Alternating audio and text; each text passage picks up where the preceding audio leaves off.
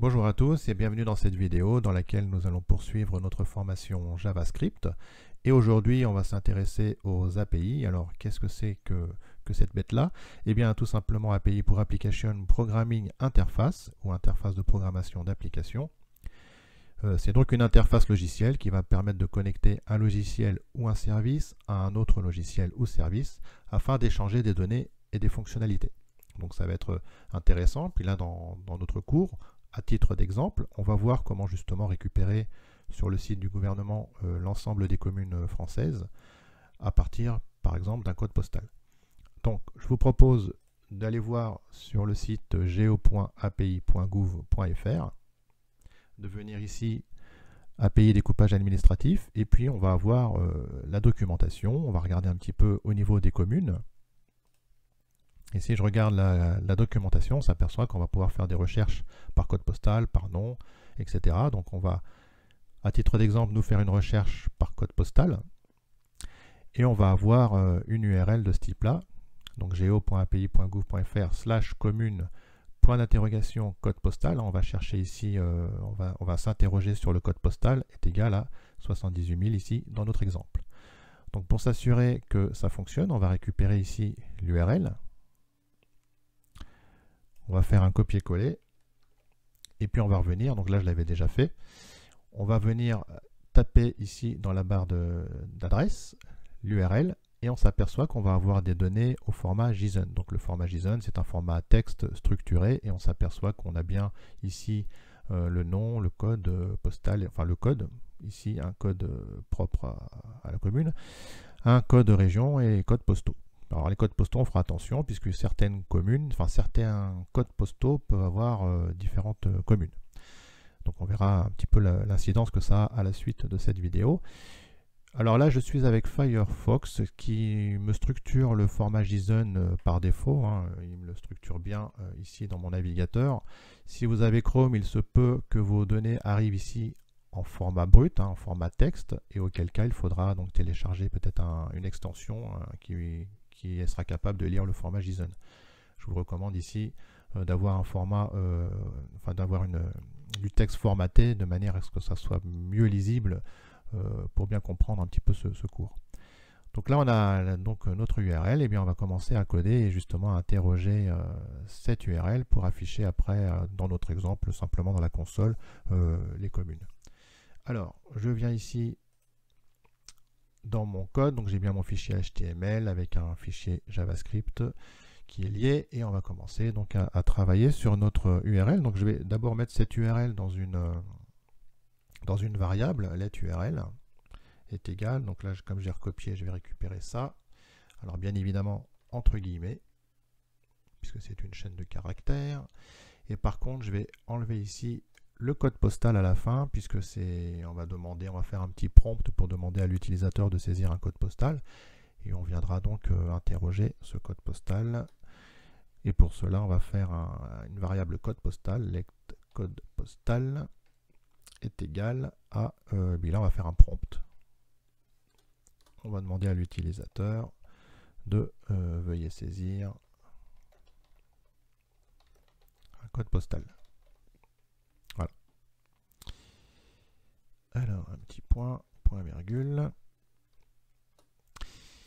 Et donc, une fois qu'il aura saisi ce code postal, alors évidemment, là, à titre d'exemple, on va vite, je ne fais pas de test, voir s'il n'y a pas d'erreur au niveau de la saisie, mais bon, histoire d'aller vite dans ce cours, mais c'est vrai qu'il faudrait peut-être faire des petites vérifications, si c'est bien un code postal, etc.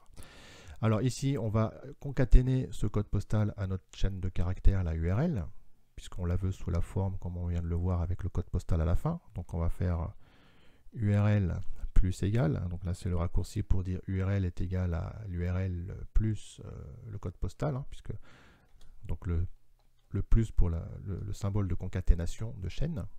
Donc on va faire quelque chose comme ça, et de cette manière, on aura bien ici dans l'URL complète avec le code postal à la fin. Et c'est sur cette URL donc qu'on va pouvoir travailler. Alors la première chose à faire, puisque en fait ici il s'agit d'une d'une URL qu'on va saisir au final dans la barre d'URL du navigateur. Donc on aura besoin de faire une requête. Alors pour ça, on va faire une variable requête qui est égale à new. Donc comme on a vu la fois précédente la POO, et bien là on va justement avoir un objet qui existe en JavaScript qui s'appelle XML HTTP request. Voilà. Donc là on va voir une première méthode et ensuite restez bien au bout de cette vidéo, on verra une deuxième méthode qui sera beaucoup plus simple. Là je vous parle de cette méthode puisque c'est dans l'usage JavaScript un peu plus ancien, auquel cas vous pourriez être confronté dans des scripts, et après on verra dans du JavaScript plus moderne une méthode beaucoup plus simple à mettre en place. Mais d'abord on va voir cette première méthode. Alors ensuite on a donc notre requête, d'accord, et puis on va pouvoir justement bénéficier maintenant des méthodes de XML HTTP request, et pour ça on va donc ouvrir la requête avec un requête.open.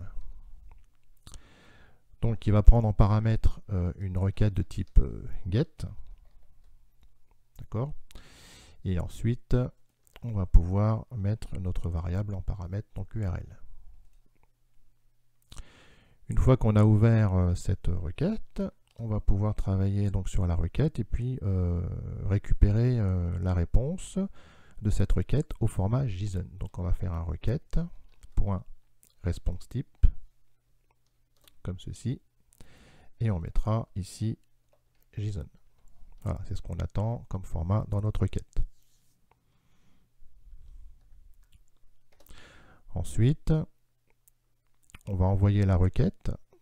Donc là, c'est comme si un petit peu on mettait cette requête dans la barre d'adresse du navigateur. Donc on va faire un requête.send.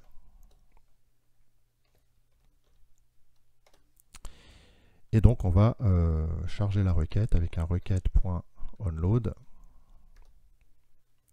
est égal fonction. Donc là, on va faire un peu notre traitement.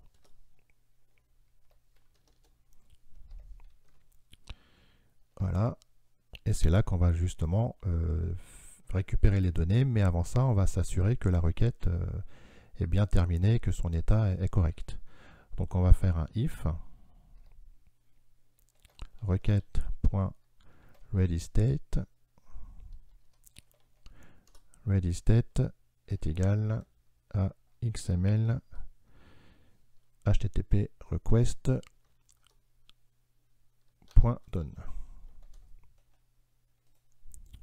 Donc là, on vérifie que l'état de la requête est terminé, qu'il n'y a pas eu là une erreur dans le chargement, etc., une erreur au niveau du serveur, par exemple.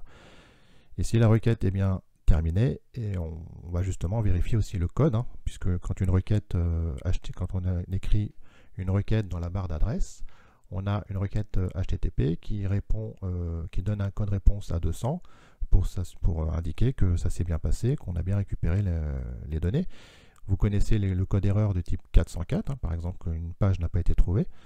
Donc là, normalement, on s'attend à avoir une réponse 200 si tout s'est bien passé.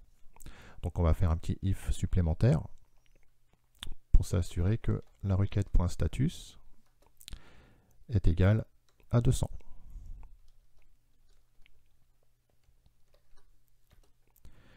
Et donc, si là ça s'est bien passé, on va pouvoir justement commencer à traiter notre format JSON. Donc on va mettre ça dans une variable réponse.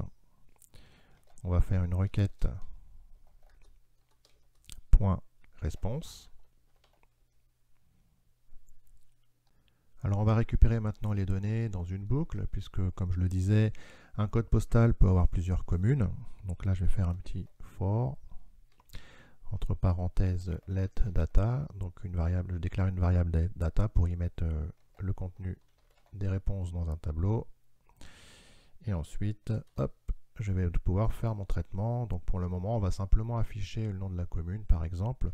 Je vais juste vérifier ici dans le navigateur comment ça se compose. Donc là, j'ai bien, finalement, on va voir qu'on aura un tableau, un indice 0, hein, comme un tableau associatif dans lequel j'ai des propriétés.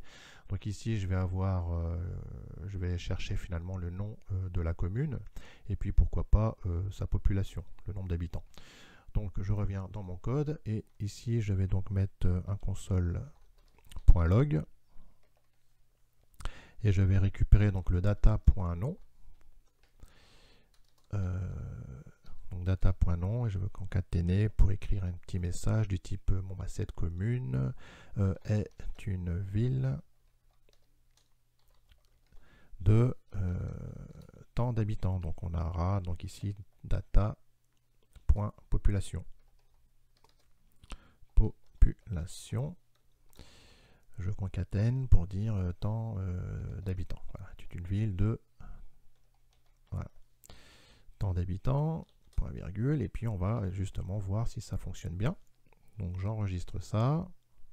Alors juste avant, on va terminer ici, puisque là j'avais un if pour voir si tout se passait bien dans le statut. Sinon ici on va mettre un else aussi. Voilà, si je ne reçois pas mon code erreur de 200, donc quelque chose ne s'est pas bien passé, hein, donc on va mettre un else et on va mettre simplement pour l'instant une petite alerte en indiquant qu'un problème est survenu.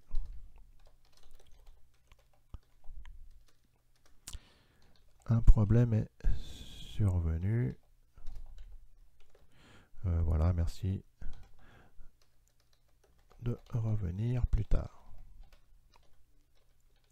Voilà, il peut très bien y avoir un problème au niveau du serveur, auquel cas ici on aurait une erreur 500 par exemple, ou la page n'a pas été trouvée, une erreur 404, etc. Enfin bref, si on n'a pas notre statut code à 200, dans ce cas on mettra qu'il y a un petit problème et qu'il faudra réessayer plus tard. Voilà. Sinon, si tout se passe bien, eh ben, on va vérifier qu'on récupère bien ici nos communes. Donc je vais revenir, hop, cette fois, je vais bien recharger la page. Hop, ok, donc là il nous demande une commune, donc on va tester déjà avec le fameux 78 000. Hop. On va mettre ici évidemment la console.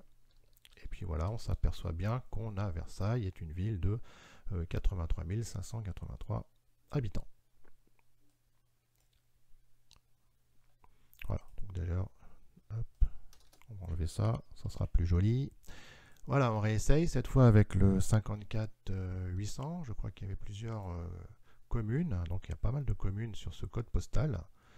Et puis à chaque fois, donc comme on a fait une boucle hein, dans un tableau, on récupère bien toutes ces communes et leur nombre d'habitants. Voilà, pour le code postal 54 800. Voilà. Donc notre petit système fonctionne, parfait. Donc là, c'était la première méthode. Comme vous l'avez vu, c'est assez complexe, il y a pas mal de petites choses à faire. Et puis maintenant, dans du JavaScript plus moderne, on a quand même simplifié la chose avec justement l'utilisation de fetch.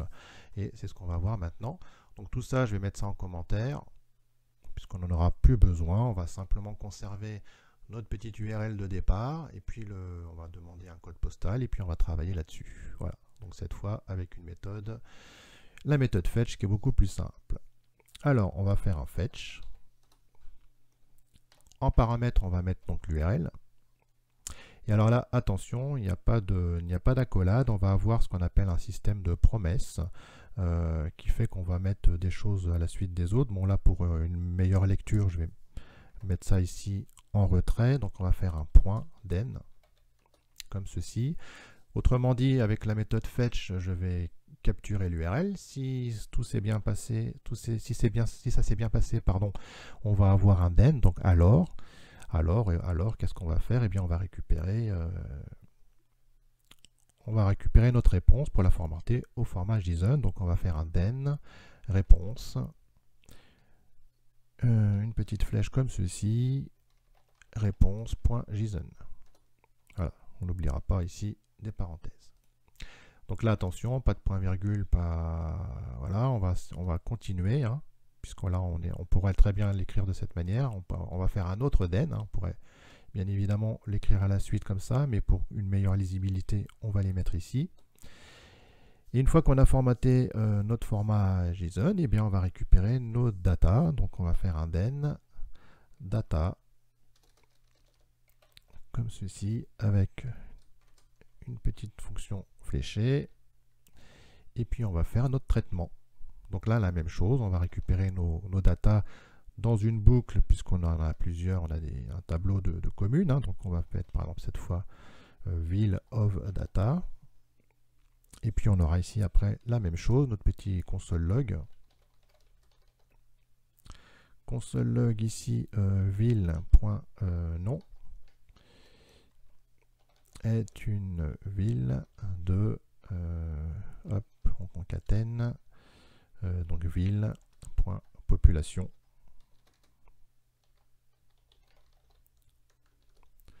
Hop, habitants. Voilà. Donc ici, bah, j'ai fini mon den, donc je peux mettre un point virgule, ok. Donc, et puis on va aussi terminer ici avec un catch. Hein. Si vous vous rappelez un petit peu le cours des exceptions, bah là on a un petit peu le même principe, c'est-à-dire que si tout se passe bien, on va aller dans les den. Par contre, s'il y a un problème, on va l'intercepter avec un catch. Point catch, comme ceci. Et puis même chose, on va gérer une erreur.